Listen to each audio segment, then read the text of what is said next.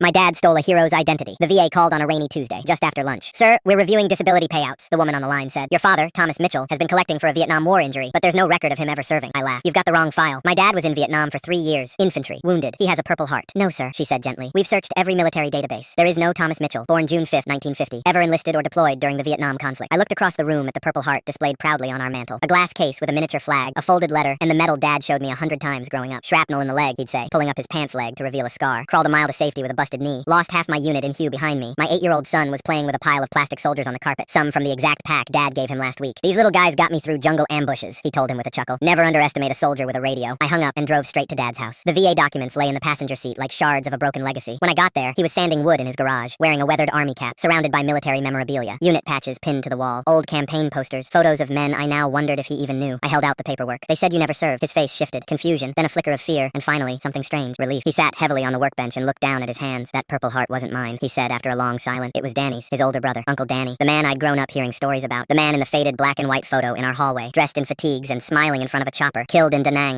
in 1969. Dad was 18 when it happened. When our parents died, I kept everything, Dad said. His medals, his papers, even his discharge letter. I was just a construction worker with a blown back, no health insurance. At first I only used it for job interviews. People treat you different when they think you've seen war. Then I applied for VA benefits, and it worked. He hadn't just told a few lies. He became Danny. In his basement, I found box after box of forged papers, fake deployment records, doctored photos with his face edited into platoon pictures, even mock-up letters from fellow soldiers, a typed journal detailing battles that never happened, unit insignias, mud-stained boots he'd probably never worn outside the house. One binder was labeled Operations Manual. Inside, cue cards with memorized battle names, fake dates, injury descriptions, receipts from military surplus stores where he'd bought full dress uniforms, canteens, even an old M1 helmet to hang in the garage. But the creepiest thing? A leather folder titled Verifiers. Inside were names and phone numbers of real veterans Dad had met over the years, at VFW halls, veterans events, even barbecues. All men who genuinely served. Dad had woven himself into their circles, shared beers with them, listened to their trauma, and nodded like he lived it too. He kept their stories, pieces of their truth, filed away, ready to use if ever questioned. These men would have sworn he was one of them. They believed in him. He even had one of Danny's old dog tags, rubbed down until the name barely showed. He'd used it to apply for discounts, to enter VA clinics, even once to join a veterans parade as a guest of honor. I reported everything. 3 weeks later, the FBI knocked on his door. He was arrested for wire fraud, identity theft, and defrauding the federal government. The total damage, $147,000 in VA disability benefits, healthcare perks, tax breaks, and discounts. The media got wind of the case. His mugshot made the local news. Man poses as dead brother to collect military benefits. The headline made my stomach turn. It turned out he wasn't alone. The investigation uncovered 12 others, men across multiple states using dead relatives' military records to claim benefits. A full-blown stolen valor ring, all of them pretending to be ghosts of real heroes. Dad got 4 years in federal prison. The Purple Heart and medals were turned over to the Department of Veterans Affairs. They arranged a private ceremony to finally honor Danny properly. 6 months later, I got the call from the VA. Danny's name had been added to the Vietnam Veterans Memorial Wall, row 33, panel 27W. I took my son there last spring. He doesn't ask about Grandpa anymore. He just saluted the wall and said, I hope Uncle Danny forgives him. Me too.